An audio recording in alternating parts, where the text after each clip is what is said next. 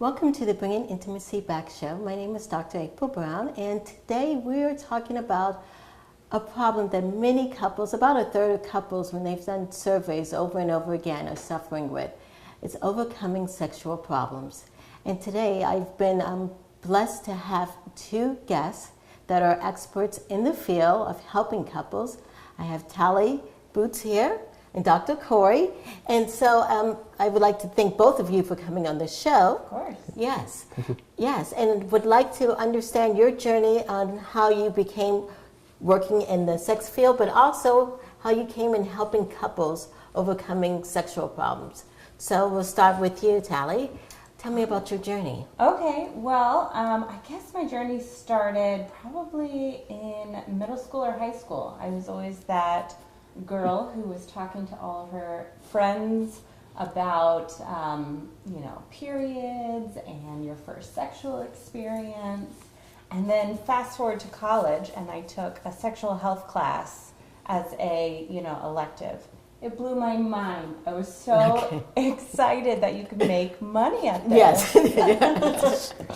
So then I realized that was what I needed to do. I needed to be a therapist, and I started my journey in school, which took forever. Yeah, it's very funny because my story very, very similar. So throughout grade school, I was a guy who people came to for all the relationship questions and all the sex questions. In the same way, it was a correspondence course in sexuality. It's like, wow, you can study this? This is actually part of a degree, and now I can actually find a job and a profession doing this? Yeah. Yes, sign me up. Awesome. Yes. Yes, good. Yeah, it was good that you guys had the same experience. I Yes, know. yes. Yeah. Yes. Yes, in a great field, and it's a field that is needed. Indeed. Yes, yes. Yeah. Yes, you both have extraordinary websites and stuff, and when you help couples out. And on your website, Tali, I noticed you have a program called Maternal and Paternal Therapy. What exactly is that? So, that was just my phrasing on what happens to couples when they decide to start a family. Okay. And so it starts there, right? There's obviously a lot of things that happen when you have a new baby, or if you adopt a child or foster a child, if you introduce a child into a relationship, a lot of new stuff happens. Right. And it affects not only the relationship, but the sexual relationship of the partnership. Of course. And so it starts there, but it continues on, until they leave the nest and Right. maybe past that. Yes. So I just wanted to bring focus to couples, and especially families, that this is something that we kind of talk about. We talk about being a mom and being a sexual mom. Okay, And yes, how yes, because difficult- sometimes that's Yes. difficult. Yeah. Yeah. Yeah. Definitely. Yeah. Okay. Yes. And then you have on your website a discernment. Yes. Yes. Yes. So discernment counseling is for those couples who are seriously considering divorce, but are unsure of which path they want to take. And so often there's a leaning in spouse who wants to continue a relationship, and a leaning out spouse who is, again, unsure. Okay. So unlike traditional therapy that assumes two couples want to work on it and build a better relationship, discernment, what I like about it is it slows the decision process down. So instead of rushing into a decision to divorce, let's slow down. A lot of times getting to that point, we're full of frustration and anger and resentment and just flat out exhaustion. We just want it to be done. So what discernment does is it slows the process down and helps individual find clarity so they can make an informed choice that they can stand by in the future. So that in the future they can live without regrets. Whatever path they choose, let this be an informed decision with clarity so that I can live without regrets. Oh, welcome. Yeah, great. That's a great program to have. Yes, and I love how you phrased it. Yeah. Yes, definitely. Well, one of the issues that many couples have, of course, is overcoming sexual problems. And right now we're going to take a small break, but when we get back, we're going to get into the meat of that.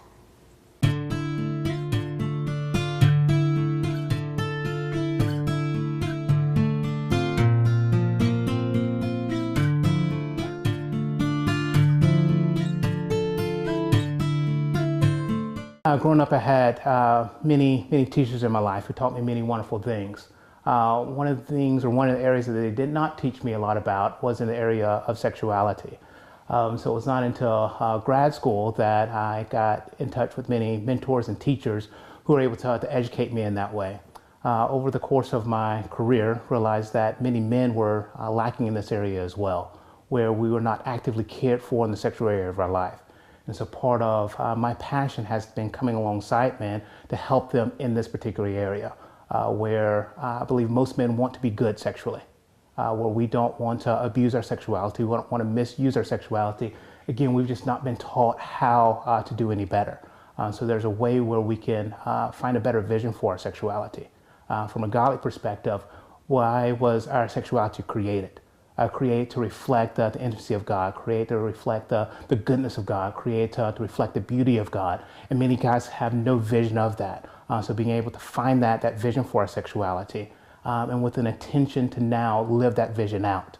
What are those means? What are those behaviors that allow us to live truly well as a sexual being?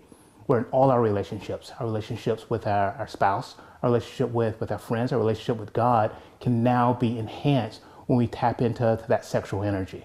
That sexual energy is no longer wasted on mindless pursuits. That sexual energy can now be used to cultivate life, to bring more goodness to the world around us.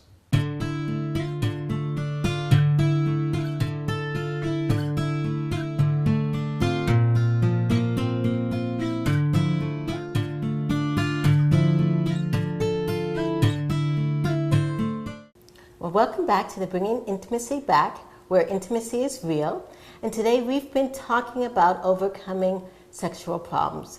We have two guests on our show who are experts in the field, Tali and Dr. Corey here.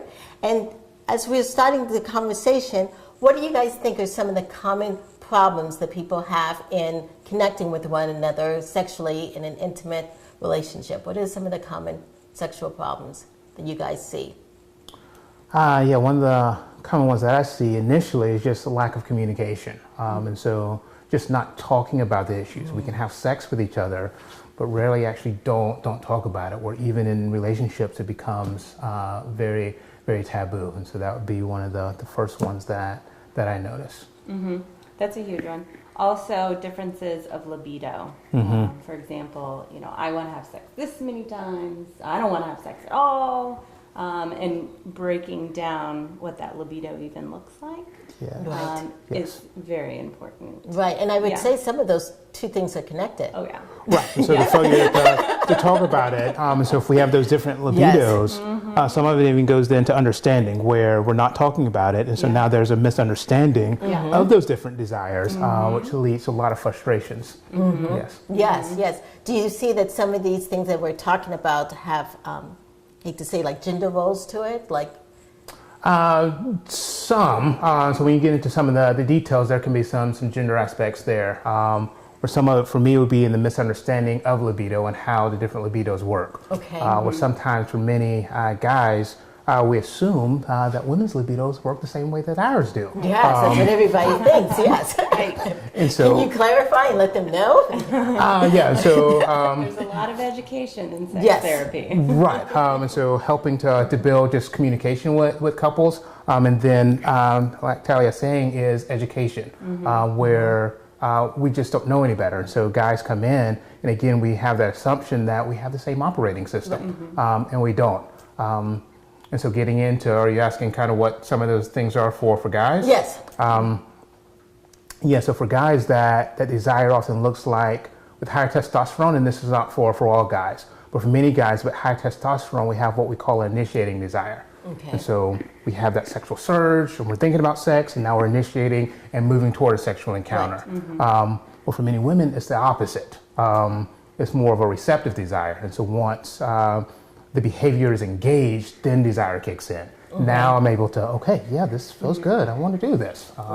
Right. And that's where the sexual health and education piece really comes into play, is that it's a little bit, our sexualities are very different, but at the basic level, we're very similar, and we're made up of the same parts. It's just in different orders. So, for example, I like to say to couples that we need to be aroused first before we have desire to have sex.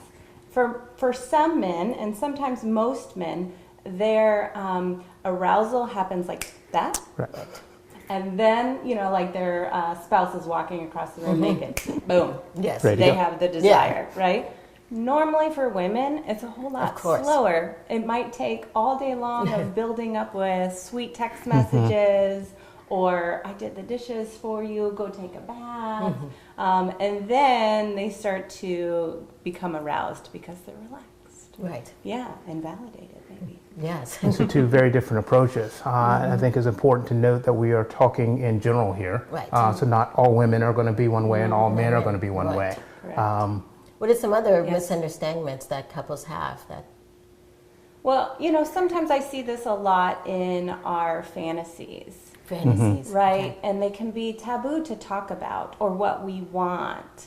And so we just assume that our partner might understand it by our body language or our moan or our shifting one way, but we get awkward in the moment and we don't want to ask for what we really want.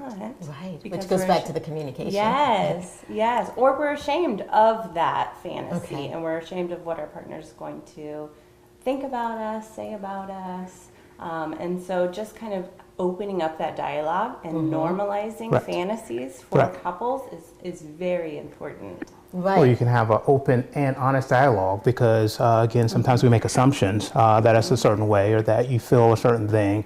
But if I'm not honest in my fantasy and I'm holding back and I just hope that you read my mind, and now I'm frustrated that you're not reading it and figuring it out. And so part of intimacy is allowing ourselves to be seen, to be known, but part of that requires honesty. Right. So can I honestly share my fantasies, even things that I may be a little shameful of or embarrassed about?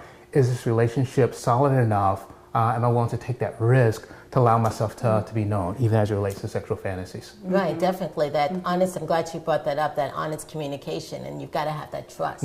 Yes. Yes. That you're going to be received positively and warmly. Right. Right. Even if your partner doesn't necessarily want to do that same thing, they can at least affirm, okay, I see that's important for you. And I may lean into that direction at some point, but at least now I can at least affirm and acknowledge that that's important for you. Right, definitely. Yes, yeah. Well, thank you guys so much for us talking about this in the sense of the communication. It's key. It's huge. It's huge. I think it's one of the key parts of overcoming sexual problems is talking about it.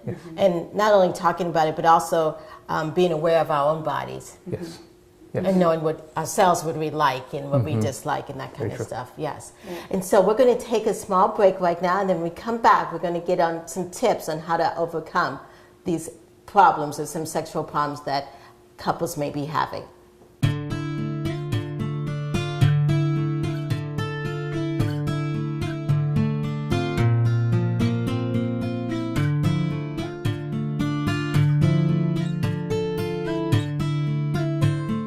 Growing up, I had many teachers in my life who taught me many wonderful things.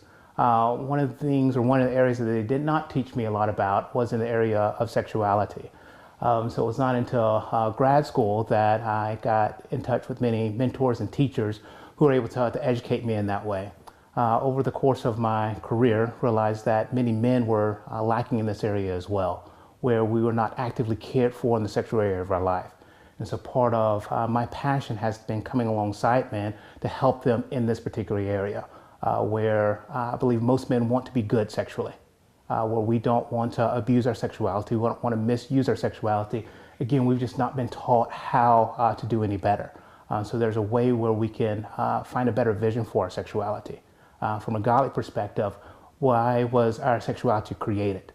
Create to reflect the intimacy of God, create to reflect the goodness of God, create to reflect the beauty of God. And many guys have no vision of that. So being able to find that vision for our sexuality and with an intention to now live that vision out. What are those means? What are those behaviors that allow us to live truly well as a sexual being? Where in all our relationships with our spouse, our relationship with our friends, our relationship with God can now be enhanced when we tap into that sexual energy. That sexual energy is no longer wasted on mindless pursuits. That sexual energy can now be used to cultivate life, to bring more goodness to the world around us.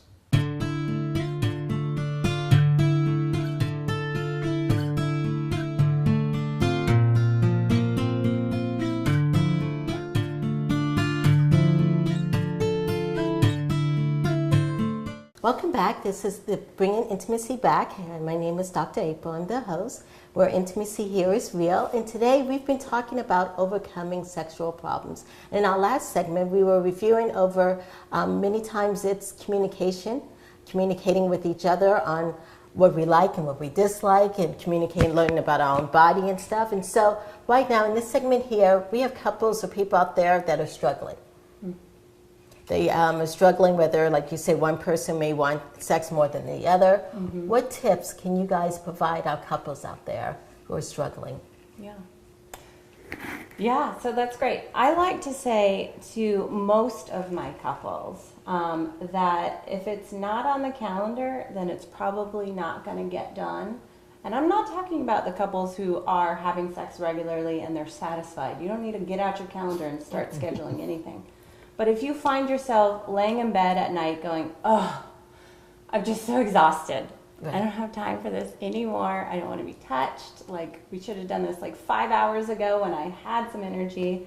I like to tell them then it might be something we want to open up to putting it on the calendar, right? And so a super simple way to do this is figure out a number that you're both comfortable with scheduling. So some couples might say once a week to get started. Okay. Some might say 4 times a week. One partner might want it to be twice a day. So you really just kind of come to a compromise of what you want. And then I say schedule intimacy, so it doesn't have to be, intercourse only. So it's just that time together as a couple where you just pay attention to each other and you're with each other, you're with each other's bodies. Maybe it's a sensual massage or you take a shower together. But putting it on the calendar and then kind of holding each other accountable to do what you're both okay with doing that day. Yeah, I like that, and I term it to a lot of my clients as a working date. So it's finding time to deal with the intimate part of the relationship. And so in that working date, it may be simply starting that dialogue. And so how is the sexual part of our life? So it's just open up, what do we think? And so what would it mean to you to have more or less sex than what we're currently having? Right. So now I get to know your heart. Again, back to intimacy. What does it mean to you to have more? What does it mean to have less? How is it going? When things go well, all right, how do we celebrate that? When things don't go well, how do we want to handle those things? So talking through frequency, talking through the different props, talking through all the different aspects of the relationship outside the bedroom. And so it's not a time where, all right, let's have sex right now. Long before you get there, having that working date to be able to talk through some of those things so that you're not misunderstanding each other or having unmet expectations in that moment. Right. Yeah, definitely. Yeah, and I like how you have to schedule it, because some people think, oh my gosh, scheduling, intimacy is crazy, but we schedule everything else in life. Yeah, and I often hear from couples, well, then it's just not spontaneous. Right. Well, yes, it can be. Yes. Yeah. Yes, it can be spontaneous. Even though it's on the calendar, you could be like, well, I know what I want to do tonight. I'm not going to tell her, and then we're just going to spontaneously do it. You know? And so we schedule vacations, and we can still have fun on vacation. Yes. So, Yes. What other tips could you guys give our audience members? I would say find a good book to read. Finding something to educate yourself. Where a lot of our education actually stopped in junior high, high school sex ed. So finding a good book that talks about functioning and talks about different desires so that we can educate ourselves so that we're not limited. And maybe even reading that book to each other. Where a lot of times we're not comfortable talking about sex. And so using this book not only to educate ourselves. A way of open up the conversation. Yes. Right. And most of the books have tips and exercises and all that stuff in it. Yes.